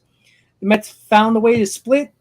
They're 3-4 right now on the West Coast trip, which I think is somewhat of, even if the Mets would have took three games against the Dodgers and got swept by the Padres, it's hard to look at. Oh, it's a good way. It's a first decent 7 games in a West Coast trip, but it's the way you win those games. If the Mets got swept by the Dodgers and then took the next 6 against the Padres and Angels and went 6-4, it'll look a lot better. But if the Mets would have got swept swept the series against the Dodgers and then lost the next 6, it would look bad. So it's just the way you win those games, not just the way they played. You look at the way they played. You look at, it's always nice to go on a winning streak right before the trip ends, coming back home. It's always much more fun. So we'll see what the Mets can do. I think the Mets have the pitching matchups lined up pretty well. Miguel, 70 to 75 pitches. What we're going to get from him, who knows? I trust Carlos Carrasco. Walker can be a hit or miss, but he's been keeping the team in ball games for the most part, and that's what you can ask for a guy like Walker. And I think the Mets have the rotation going in this series that I think that can win 2 out of 3 for sure.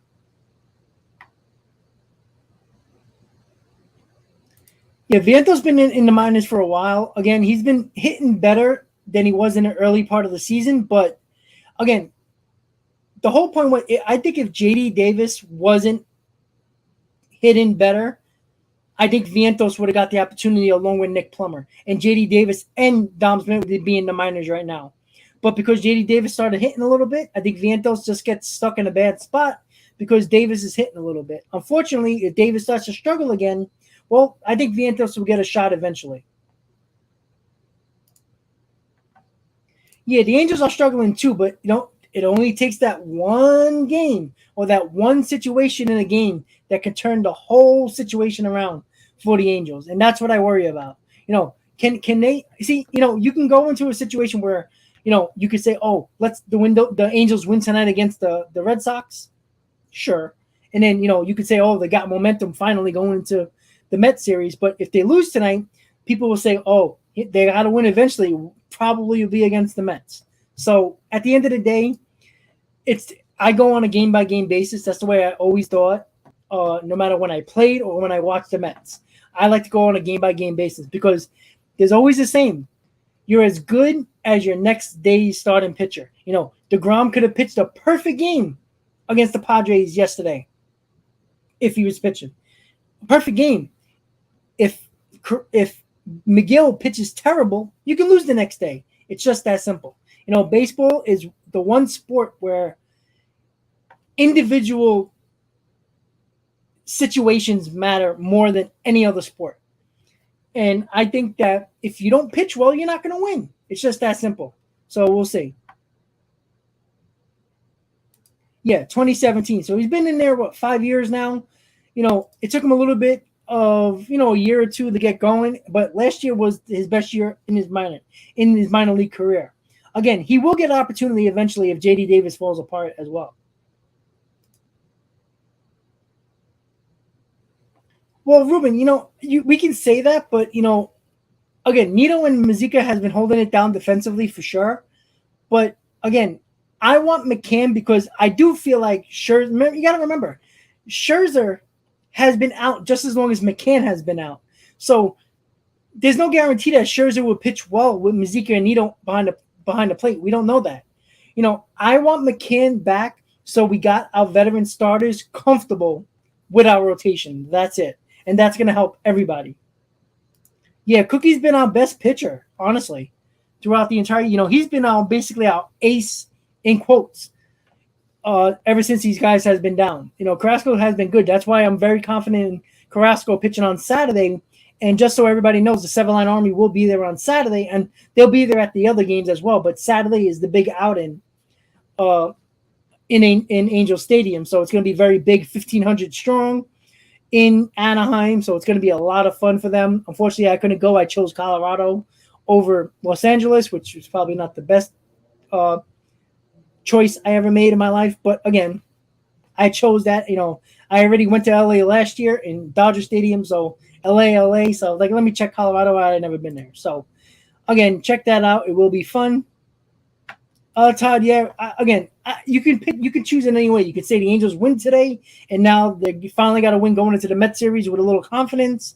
If they lose today, maybe if they lose badly, you can say the confidence is shot. But what does that really mean? It's going to come down to what the Mets do pitching wise.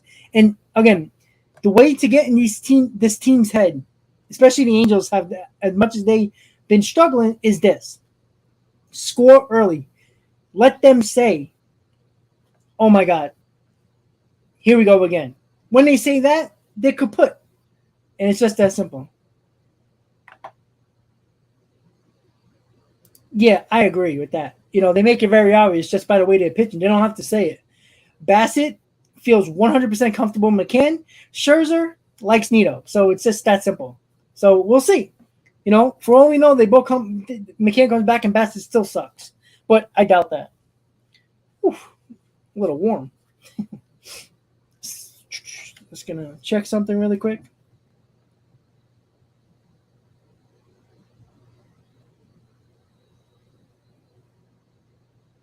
Brooklyn Cyclones texting me about, or you can drink in the backyard section of Maimonides Park in Brooklyn, where the Cyclones play.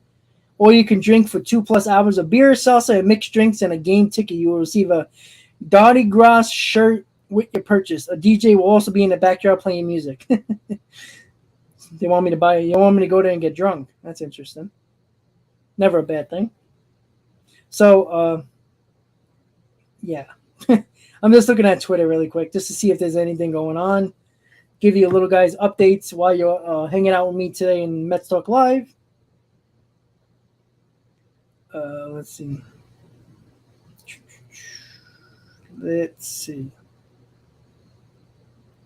I don't see anything of significance baseball-wise. Excuse me.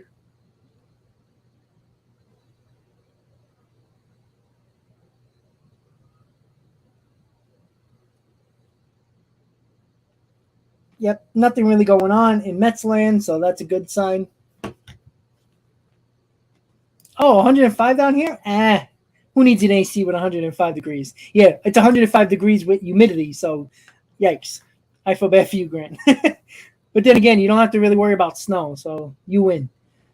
But then I'm going to Vegas next week, so I'm going to be in 108 degrees dry heat, so that's going to be fun.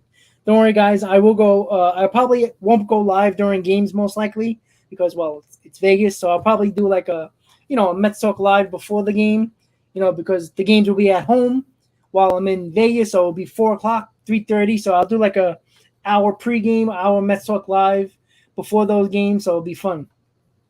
Oh, Todd, thank you for letting me know. Heedle and Storm are playing tonight. That's huge for the Rangers because they missed those two guys in the last game for sure. And then Braden Point is not playing for the Lightning, so that's good for the Rangers as well. Yeah, dry heat is better than humid heat, but, when you're walking around the Vegas Strip in dry heat for a couple of hours in my lovely pale skin, you're going to get burnt. So, I remember I went last year, did a little ATV riding, and, my dumbass decided to go with short sleeve and shorts in the Mojave Desert. And I'm sorry, the Mojave Desert. One of the deserts out there, whatever they were. I think it was the Mojave Desert, doing a 2.5 hour ATV tour. And it wasn't like, a beginner's course either. I was, flying off of hills for the fun of it. So, but yeah, it's I kind of got burned. It wasn't fun. It was fun, but afterwards it wasn't because I was in ice cold water just trying to cool off. Had to jump my ass in a pool. Darwin, Angels lose 18 straight. Well, that would be beautiful. I would like to give them their 18th loss in a row. That would be nice. Yeah, humid heat. It's yikes. Oh boy. Ready for bed, guys. I gotta go to work early tomorrow. In a couple of hours, so to speak. Ooh. I'm glad the Mets are not playing today. I can get some sleep finally. Yeah, poor Trout, man. I feel bad for Trout. I know he didn't have to sign that contract, but when a team throws you $500 million, basically, you can't say no to that. And it's not like he's living in Minnesota. He's living in L.A. Jeez, in L.A. Like, come on, you know what I'm saying? Like, you got all the money in the world and you're living in L.A. So it's crazy. It's hard to pass that up. Especially when you come from the Northeast, where Trout came from in Jersey. You get the nice weather and you get millions of dollars. I mean, it's a good life to live. Well, we'll see if the Mets win today.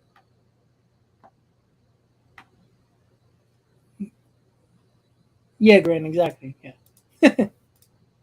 Yeah, Joe, exactly. Yeah, like I said, look, it's a totally different experience just visiting California because, look, I've never been to LA like directly. I've been in California, just not LA. And I always heard about Venice Beach, Long Beach, all them beaches that everybody just, you hear the name and it's like, oh, I would love to be there. It's not all the hype that you might think. All right. You walk on the boardwalk or on the street walk, whatever you want to call it, outside the beach area, like right there. I call it the boardwalk. You walk there, that's all you see is homeless people. So all the extravagant things you think that Venice Beach is, it's beautiful.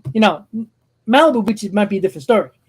I didn't go there, but Venice Beach, Long Beach, I went to both of those. That's all you see is homeless people. They bother you, ask you for money, and it's Manhattan just with beautiful weather. That's why they're outside.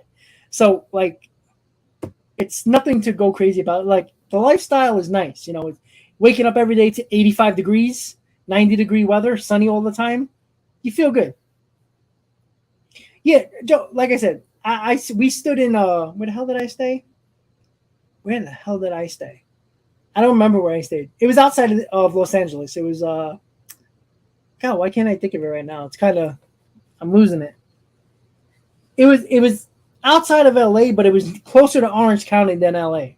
Where the hell did I stay? Wow, that's kind of sad, actually. You know what? It's bothering me. I got to check it out. Where did I stay? Oh, That's terrible. Let's see. Hold on. Sorry, it's bothered me. I gotta find out. Oh, where the hell did I stay? Hold on. Give me a second, guys. It's bothering me.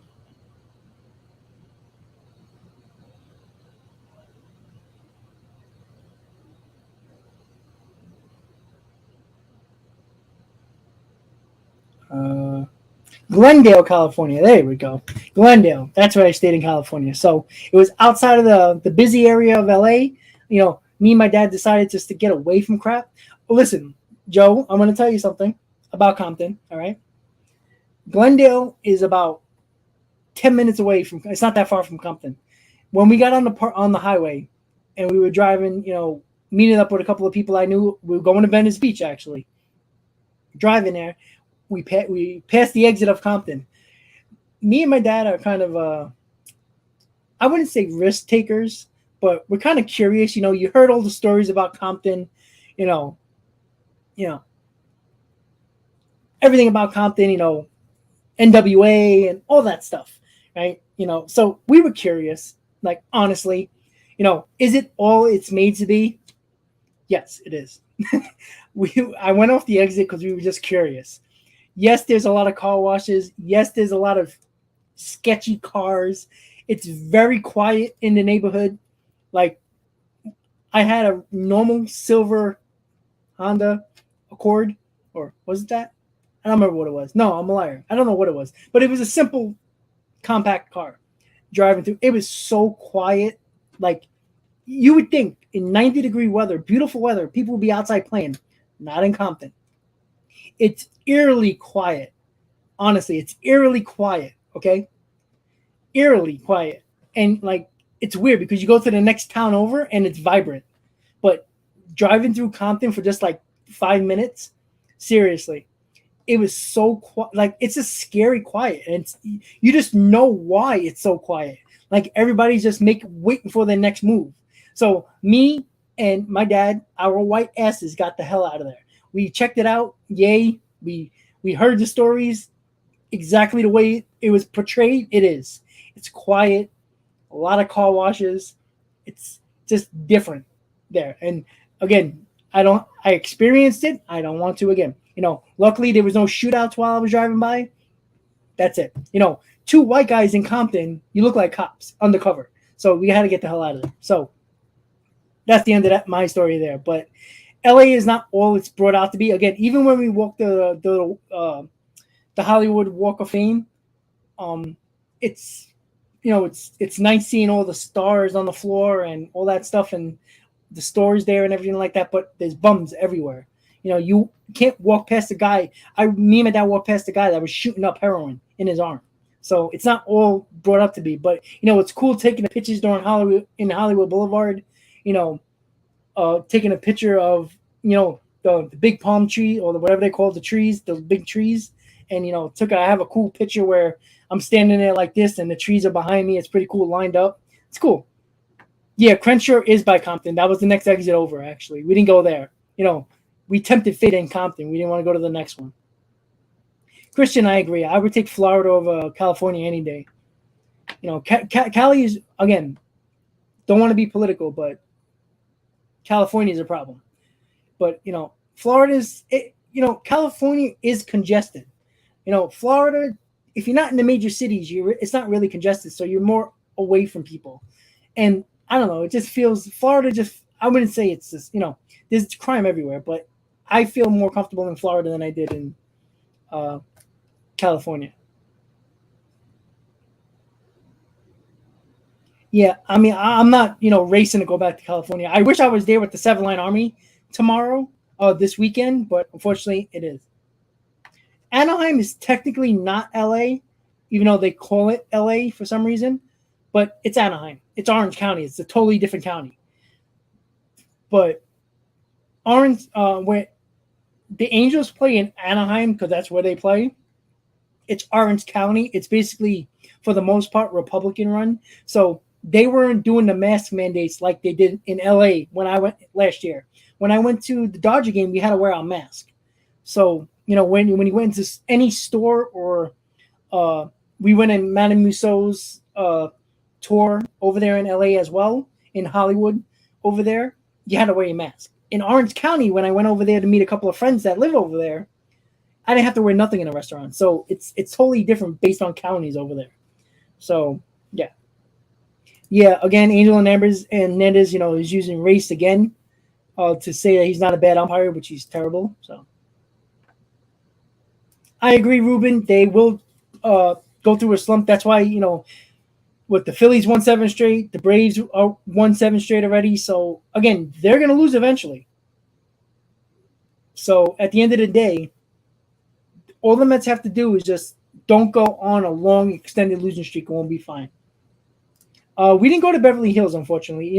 We try to get to the different spots where, I never been in LA. My dad never been to LA. So we wanted to get the main spots, the tours, the events. We went to Universal's in California, the theme parks out there. So we wanted to try that out. It's different than Florida. So, but if I do go back there, I'm definitely going to go to Beverly Hills, Rodeo Drive, and all that fun stuff. Definitely want to go to Malibu, the real rich places. So, when I go to Georgia and go to Atlanta, you gotta roll up in Buckhead. You gotta go into the big area. Also, go to Atlanta for the strip clubs because that's what it's all about there, right? So, yeah, Christian. Then Orange County. Orange County was a complete 180 when it came to COVID compared to LA. Like honestly, we had to wear our mask at Dodger Stadium outside. That was annoying. It's hot. It was 96 degrees in that game that day when they had the 7-line out in. I could tell you I probably lost about 10 pounds sweating because it was so hot. And they actually would throw you out of the game if you weren't wearing a mask. So, and then in Orange County, again, me and my dad went to a couple of restaurants over there when I met one of my friends lives in Orange County that goes to the 7-line outings all the time. And Kevin, I don't know if he's watching, but Kevin, he's a cool guy. I took a lot of pictures with him. You've probably seen him. If you check the community page on my channel, he was in a couple of the pictures. He lives in Orange County. And the restaurants there, they didn't even actually wear a mask. So it's just totally different. I don't play. I hope the Mets sweep the Angels. I would be very happy. That would be a 6-4 road trip, and that's more than you can ask for the Mets. So once again, guys, we've got about 10 minutes left, so get your questions in, your concerns, and all that stuff. So, yeah, Laguna Beach I didn't go to. I should have went to Laguna Beach. That was it's just, we were there 4 days, so it was, the Dodger game was basically all day, so that was basically a wash, The going to a theme park, that's a whole day. So we only had like a day and a half. We took 1 day to go to Hollywood Boulevard and do all that stuff there. So the last day we just had to relax a little bit and just check out the restaurants and stuff. So once again, guys, if you just tuned in, hit on that like button. I'll be going in a couple of minutes. Obviously, the Mets don't play today. A well-needed off day for that team. So make sure that. And, the Mets are playing on Apple TV tomorrow. If you did not know, they are. What I'm going to do, I am going to go live, but I won't be in the live stream. I was just going to go live, put the radio call and game day up for you guys so you guys can at least listen to, a reasonable announcer other than listening to Apple TV, because there's a lot of people that don't even want to watch the game because of Apple TV. So at least you can listen to it and you guys can be in the chat talking to each other and stuff like that. I will be sleeping during the live stream because I got to go to work, around midnight. So, I'll probably pop on right before I leave to say what's up and, end the stream and stuff like that. So they're showing Darren of the 7-line hanging out and stuff like that. So they're doing a documentary and stuff. So, yeah. So, yes, it will be on Apple TV, but I will be going live. Again, I'm not going to be on the stream. Before the stream, early in the stream, in the first 10 minutes or so, I'll say what's up and tell you the breakdown of what's going to go on. But basically what it's going to be the radio call and game day up on the stream. So you guys can at least enjoy that and chat amongst yourselves other than dealing with Apple TV and their terrible announcers. So, you'll have that at least. So, all right, guys, so I'm going to call it a stream. So thank you guys for tuning in to Mets Talk Live on this Mets off day. So enjoy the rest of the night. If you're a Ranger fan, let's go Rangers. Hopefully they take a 3-2 lead tonight at home and hopefully find a way to get to the Stanley Cup against Colorado Avalanche. So once again, guys, I do appreciate everybody tuning in. Everybody have a good night. Let's go Rangers. Again, if you didn't check out the shirt, this is the Barstool shirt that says, "Oh, Buck, you're going to make me believe."